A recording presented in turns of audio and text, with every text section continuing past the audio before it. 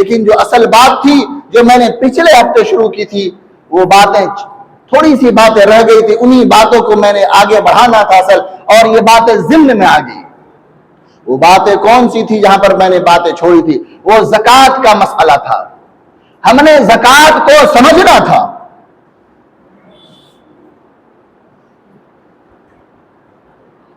جس طرح سے نماز اور روزے اللہ رب العزت نے فرض کی ہیں، نماز اور روزوں کو اللہ رب العزت نے فرض کیا ہے، اسی طرح سے اللہ نے زکوٰۃ کو بھی فرض کیا ہے۔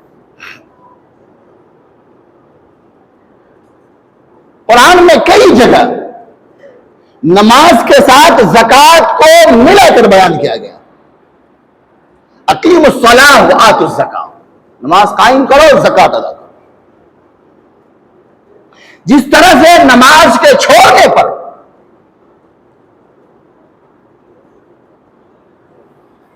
روزے کے چھوڑنے پر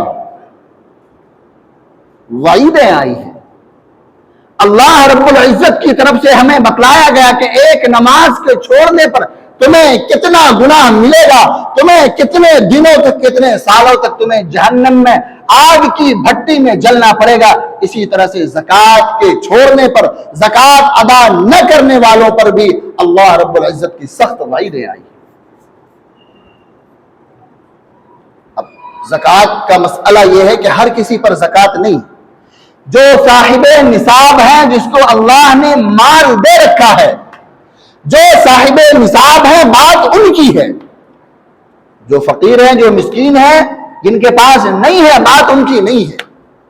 جس کو اللہ نے مال دے رکھا ہے اور پھر وہ زکوٰۃ نہیں نکالتا، اس مال میں سے اس حق کو ادا نہیں کرتا جو اللہ رب العزت نے بیان کیا، جس کو اللہ رب العزت نے ادا کرنے کا حکم دیا ہے، وہ ادا نہیں کرتا، تو پھر اس کے لیے قرآن کریم میں بڑی وعید آئی اور بڑا سخت جملہ ہے۔ قرآن کہتا ہے وَيْلٌ لِكُلِّ هُمَزَةٍ لُمَزَةٍ الَّذِي جَمَعَ مَالًا وَعَدَّدَهُ، بربادی ہے ان لوگوں کے لیے، وَيْلٌ لِكُلِّ هُمَزَةٍ لُمَزَةٍ، بربادی، تباہی ہے ان لوگوں کے لیے، بربادی ہے وہ لوگ، برباد ہیں وہ لوگ۔ کون لوگ؟ فرمایا جو لوگ تانا دینے والے ہیں، اور الَّذِي جَمَعَ مَالًا وَعَدَّدَهُ، اور وہ لوگ جو مال کو جمع کر کے رکھتے ہیں، اور کیا کرتے ہیں؟ فرمایا وعدَّدَهُ، اور گن کر کے رکھتے ہیں، اور گنتے ہیں، روزانہ صبح و شام گنتے ہیں اور خوش ہوتے ہیں کہ آج میرے مال میں اتنا اضافہ ہوا۔ وہ روزانہ گنتے ہیں اور خوش ہوتے ہیں، اور پھر فرمایا يَحْسَبُ أَنَّ مَالَهُ أَخْلَدَهُ، فرمایا کہ وہ یہ گمان کرتے ہیں، ان کا گمان ہے، وہ یہ سمجھتے ہیں کہ یہ جو مال ہے، اس مال کے ذریعے سے ان کو ہمیشہ کی زندگی مل جائے گی۔ کیا مل جائے گی؟ يَحْسَبُ أَنَّ مَالَهُ أَخْلَدَهُ، ہمیشہ کی زندگی اسے عطا ہو جائے گی، ہمیشہ کی زندگی اسے مل جائے گی۔ فرمایا کلا، ہرگز نہیں، کلا لَيُنبَذَنَّ فِي الْحُطَمَةِ، نہیں، ایسا نہیں ہے، ہرگز نہیں، ان کو حطمہ میں ڈالا جائے گا۔ حطمہ کیا؟ وَمَا أَدْرَاكَ مَا الْحُطَمَةُ، قرآن پھر خود ہی کہتا ہے، جانتے ہو وَمَا أَدْرَاكَ مَا الْحُطَمَةُ، جانتے ہو کہ وہ حطمہ کیا چیز ہے، وہ کس کو کہتے ہیں؟ پھر قرآن جواب دیتا ہے نار اللہ الموقدہ التي تطلع على الافئدہ، وہ حطمہ جو ہے نار اللہ الموقدہ، وہ آگ ہے جس کو اللہ نے سلگایا ہے، جس کو اللہ نے جلایا ہے، یہ وہ آگ ہے جسے حطمہ کہتے ہیں۔ اس حطمہ میں ان کو ڈالا جائے گا جو مال کو گن کر کے رکھتے ہیں اور جمع کر کے رکھتے اور پھر بڑے خوش ہوتے ہیں۔ یہ وہ آگ ہے جسے بجھائی نہیں جائے گی اور نہ ہی بجھایا جا سکے گا۔ یہ وہ آگ ہے جسے کوئی فائر بریگیڈ یا پھر کسی پانی سے، مٹی سے ڈال کر بجھا دیا جائے، یہ وہ آگ نہیں ہے۔ اس آگ کو سلگانے والے ذات کا نام اللہ رب العزت ہے، اور یہ وعید ان کے لیے جو زکوٰۃ ادا نہیں کرتے۔ پھر قرآن نے کئی جگہوں پر ذکر کیا، اللہ تعالیٰ اپنے احسانات کو گنواتے اور بتلاتے جس کو اللہ نے مال دیا. سورہ یاسین کی آیت ہے اولم یروا انا خلقنا لهم مما عملت ایدینا انعاما فهم لها مالکون. اللہ تعالیٰ اپنے احسان کو گنوا رہے, اپنے بتا رہے کہ ہم نے تمہارے ساتھ کیا احسان کیا. قرآن کہتا اولم یروا انا خلقنا لهم مما عملت ایدینا, کیا تم دیکھتے نہیں ہو, تم دیکھتے نہیں. اولم یروا انا خلقنا, کیا تمہیں نظر نہیں آتا, تم دیکھتے نہیں کیا ہم نے اپنے ہاتھوں سے تمہارے لیے بنائی کیا چیز, انعام چوپائے بنائے جو تمہارے فائدے کی چیز ہے, بنایا ہم نے ہے, یہ میرا بنایا ہوا ہے. اور پھر فہم لہا مالکون, ہم نے بنایا, مالک ہم تھے, اس کے خالق ہم تھے. فہم لہا مالکون, لیکن ہم نے مالک تمہیں بنا دیا. یہ ہے تو میرا, لیکن ہم نے تمہیں دیا, تمہیں مالک بنا دیا. تم اس کے مالک ہو جاؤ, اب مرضی تمہاری, جو چاہو کرو. تم اس سے فائدہ اٹھاؤ, تم اس سے نفع حاصل کرو.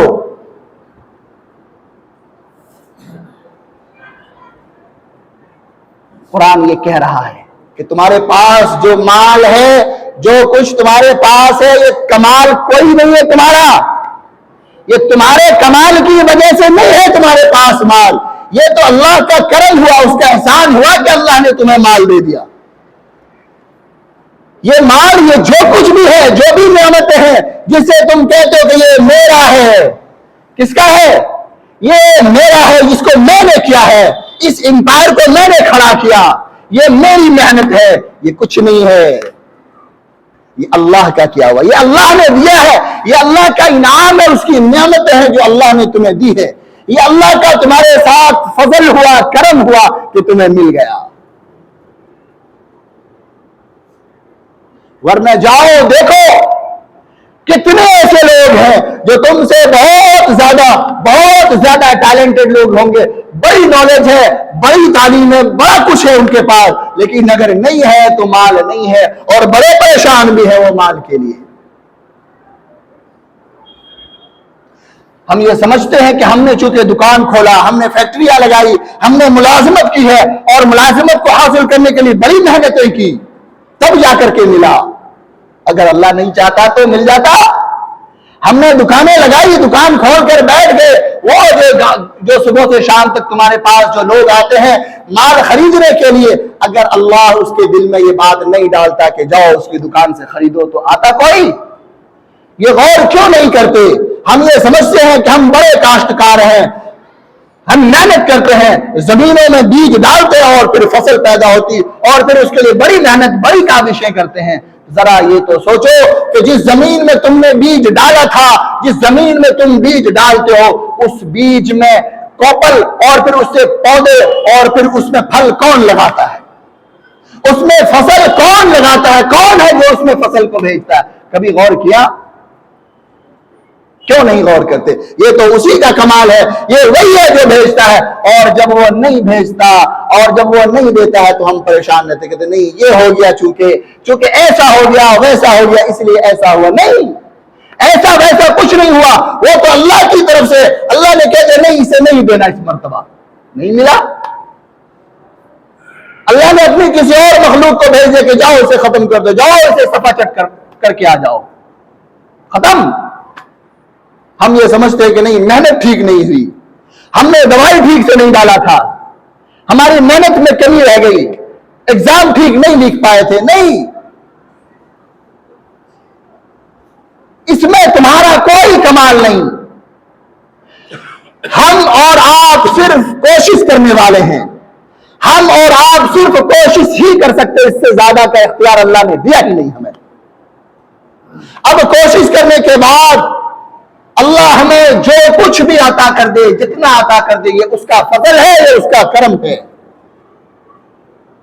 ورنہ ہم دیکھتے نہیں کہ ہم چند لوگ ایک ساتھ ہم نے محنت شروع کی تھی, کام شروع کیا تھا, کوئی کہاں چلا گیا, کوئی کہاں رہ گیا, نظر نہیں آتا. محنت سب کی ایک جیسی تھی. پھر کسی کو اللہ نے بڑا نوازا, کسی کو نہیں ملا, کسی کو کچھ ملا, کسی کو کچھ بھی نہیں ملا. یہ کیسے ہوا؟ یہ اسی کی طرف سے ہے. وہ جسے چاہتا ہے جتنا چاہتا ہے نوازتا ہے، اور جب اس نے ہمیں نواز دیا، جب اس نے ہمیں دے دیا، اور پھر جب ہم صاحب نصاب ہو جائے تو پھر اس کا حکم یہ ہے کہ ہم اس پر 2.5% زکوٰۃ ادا کریں۔ ہم 2.5% اس میں حساب لگا کر کے کہ ہمارے پاس کتنا مال ہے، کتنا نقد ہے، کتنا کیش ہے، کتنے سونے چاندی ہے، کتنے زیورات ہے، ان سب کا حساب لگائیں اور حساب لگا کر کے اسے ٹھیک ٹھیک اس سے زکوٰۃ ادا کریں۔ یہ بھی نہیں چلے گا کہ ٹھیک ہے چلو ایک اندازہ کر لیا نکال دو، بس ٹھیک ہے بھائی اتنا نکال دیا ہو گیا، نہیں، حساب لگاؤ کتنا ہے تمہارے پاس۔ بعض اوقات یہ غلط فہمی ہوتی ہے کہ جو استعمال کی وہ زیورات جو گھروں میں استعمال ہوتے ہیں، بات ذہن میں یہ آتی کہ نہیں یہ تو استعمال کی چیز ہے، اس پر زکوٰۃ نہیں ہے۔ نہیں، سونے اور چاندی پر اللہ نے مطلقاً زکوٰۃ رکھا ہے، چاہے وہ استعمال کی ہو غیر استعمال کی ہو، اس پر زکوٰۃ ہے۔ اب زیورات میں جو دوسری چیزیں ہیں، دوسری اشیاء سونے اور چاندی کے علاوہ، سلور اور گولڈ کو چھوڑ کر جو دوسری اشیاء مثلا پلاٹینم ہے، مثلا ڈائمنڈ ہے، ہیرے جواہرات ہے، اس پر زکوٰۃ نہیں ہے۔ اگر یہ استعمالی اشیاء ہے تب کیا ہے؟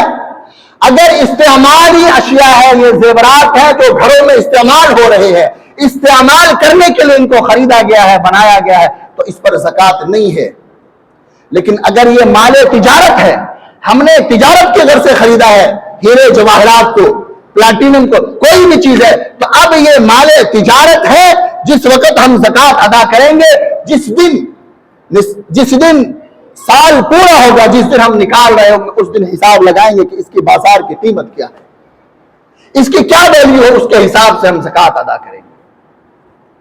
اسی طرح سے مال تجارت میں کوئی بھی چیز ہے، مثلا ہم نے کوئی پلاٹ خرید لیا اور نیت کیا تھی قیمت بڑھے گی تو فروخت کر دیا جائے گا، قیمت بڑھے گی تو بیچ دیں گے۔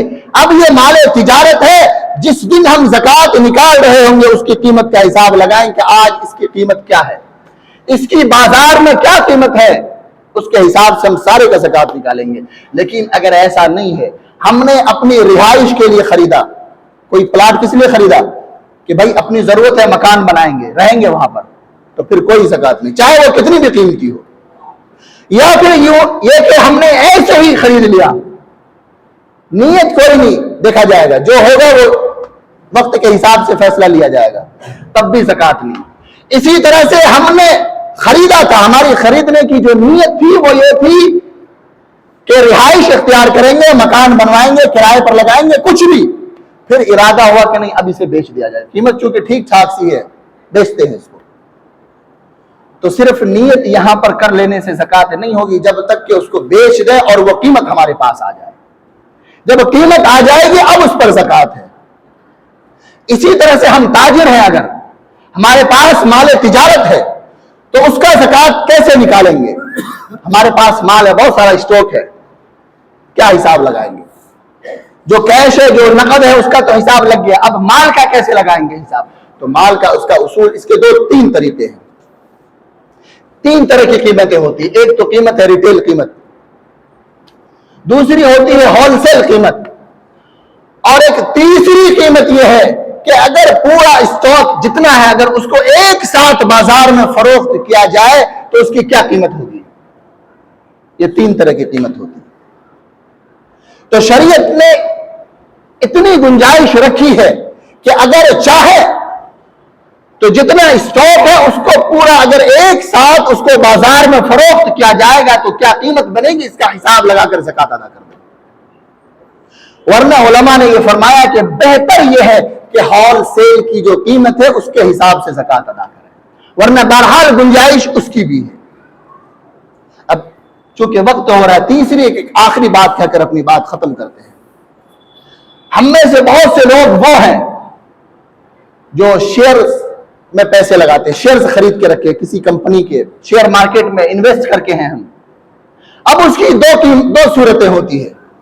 ایک شیئرز کی ایک صورت تو یہ ہے کہ ہم نے اس نیت سے خریدا ہے کہ جب قیمت بڑھے گی تو بیچ دیں گے، مثلا 100 روپے کے ایک شیئر ہم نے خریدے تھے 100 روپے کے حساب سے، اور جب اس کی قیمت زیادہ ہوگی تو ہم بیچ دیں گے۔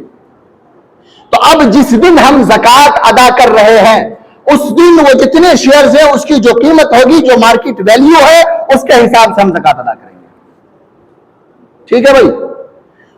شیئرز کی دوسری جو قسم ہوتی ہے، ایک یہ کہ ہم نے کمپنی کے شیئرز خریدے ہیں اور مقصد شیئرز کو فروخت کرنا نہیں ہے بلکہ سالانہ منافع کمانا، جس کو ڈیویڈنڈ کہتے ہیں، کہ ہم نے ڈیویڈنڈ حاصل کرنا. اس سے بہت سی کمپنیاں دیتی ہیں نا. اب جو بہت لوگ شیئرز میں نہیں ہے تو ان کے بات سمجھ نہیں آئے گی، لیکن جو لوگ انویسٹ کرتے ہیں، جو لوگ لگے ہوتے ہیں، انہیں پوری بات سمجھ آ رہی ہوگی.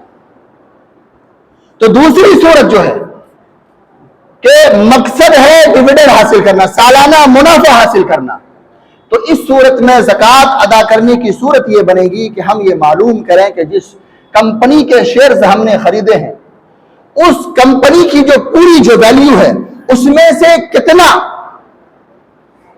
اس کے پاس میں مال کی صورت میں ہے اور کتنا وہ ہے جو فیکٹری میں، کارخانوں میں، مشینری میں، ان سب میں لگا ہوا ہے.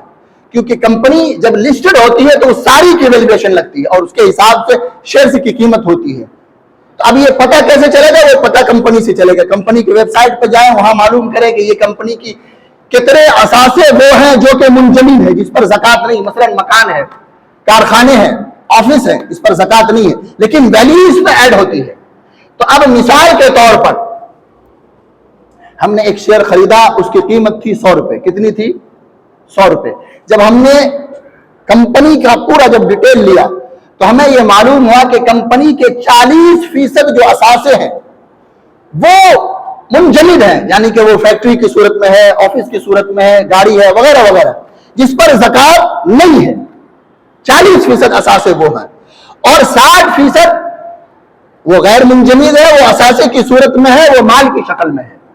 تو اب جو ہم زکوٰۃ ادا کریں گے ہم اس کے حساب سے، یعنی کہ یہ جو 60% جو غیر منجمد ہے، جو کہ اثاثے جو مال کی صورت میں ہے، تو اب جتنے کا ہم نے خریدا ہے، مثلا وہ شیئر ہم نے خریدا تھا 100 کا، فرض کرے 100 ہی ہے، زیادہ بھی ہو سکتا ہے، چونکہ بات سمجھانے کی ہے یہاں پر. 100 ہی ہے فرض کرے. 40 تو ان کے اثاثے ہیں جو غیر منجمد ہے، جس پر زکوٰۃ نہیں ہے، جن کو منتقل نہیں کیا جا سکتا، زکوٰۃ نہیں ہے، وہ مکان کی صورت میں، کارخانے کی صورت میں ہے، اور 60% مال کی صورت میں. تو اب ہماری جو شیئر ہے 100 روپے کے، تو 40 چلے گئے ادھر جس پر زکوٰۃ نہیں. اب یہ جو 60 بچے اس پر ہم زکوٰۃ ادا کریں. مزید کسی کو تفصیل چاہیے کہ اور اس میں کوئی باریکی تفصیل چاہیے تو وہ ہم سے مل لیں. کسی کو مزید تفصیل چاہیے تو بہرحال چونکہ وقت ہو چکا ہے زیادہ. زکوٰۃ ایک ایسی چیز ہے کہ یہ اللہ کا حکم ہے، اللہ کا حکم سمجھ کر کے ہم ادا کریں. اب اس کے فائدے کیا ہیں، نقصان کیا ہے، اس غرض میں ہمیں پڑھنے کی ضرورت نہیں ہے. ہم صرف اور صرف اس لیے ادا کریں چونکہ اللہ کا حکم ہے. اس پر ہم سوال کھڑے نہ کریں کہ فلاں چیز پر زکوٰۃ ہے، فلاں چیز پر زکوٰۃ نہیں ہے، اس پر ہے، اس پر کیوں نہیں ہے. مثال کے طور پر میں نے ابھی ایک مثال دی کہ سونے اور چاندی پر ہے لیکن ہیرے اور جواہرات پر نہیں. اب سوال یہ ہے کہ نہیں یہ تو کم قیمت، اس کی قیمت زیادہ ہے مارکیٹ میں، پھر کیوں نہیں ہے اس پر زکوٰۃ؟ تو بھائی اس لیے نہیں کہ اس کو اللہ نے زکوٰۃ کی چیز مارے زکوٰۃ میں اللہ نے بیان کیا، اس پر اللہ کا حکم ہے، اس کو زکوٰۃ کے مال میں اللہ اس کے رسول نے بیان کیا تو ہے، وہاں نہیں کیا تو نہیں ہے. بس اتنی سی بات ہے. اس سے زیادہ سوال نہیں کریں. اگر سوال کریں گے تو اس کی مثال ایسی ہوگی کہ اچھا فلاں دن میں حج کیوں ہوتے ہیں، فلاں دن میں کیوں نہیں ہوتے، ہے نا. 9 ذی الحجہ کو عرفات میں کیوں رہتے ہیں، وہاں بڑی بھیڑ ہوتی ہے. 10 کو وہ رمی جمار کے لیے جاتے ہیں، 10 11 12 بڑی بھیڑ ہوتی ہے. ہم تو 13 کو 14 کو جا کر کے کنکری ماریں گے، اس میں سہولت ہوگی. تو بھائی سہولت آپ کی ہوگی لیکن حج نہیں ہوگا، ہے نا. مثلا نماز کا وقت ہے تو ابھی نماز کا اس وقت کیوں ہے؟ ہمیں سہولت تو یہ ہے کہ ہم صبح فجر کے بعد ظہر کی نماز پڑھ لیں. آپ پڑھ لیں لیکن ظہر کی نماز نہیں ہوگی، اس لیے کہ اللہ کا حکم ہے اور اللہ کے حکم کو ماننے کا نام بھی عبادت ہے. اللہ کا جو حکم جس چیز کے لیے آ گیا اس کو بعین ہی تسلیم کرنے کا نام عبادت ہے. اور جب ہم تسلیم ویسے ہی کرتے ہیں تو پھر ہم اللہ کی جو بندگی ہے اس کا حق ادا کرنے والے ہو جاتے ہیں. تو بہرحال اللہ تعالیٰ سے دعا کریں کہ اللہ تعالیٰ ہم سب کو حقیقی بندگی ادا کرنے کی توفیق عطا فرمائے. وآخر دعوانا الحمد للہ رب العالمین.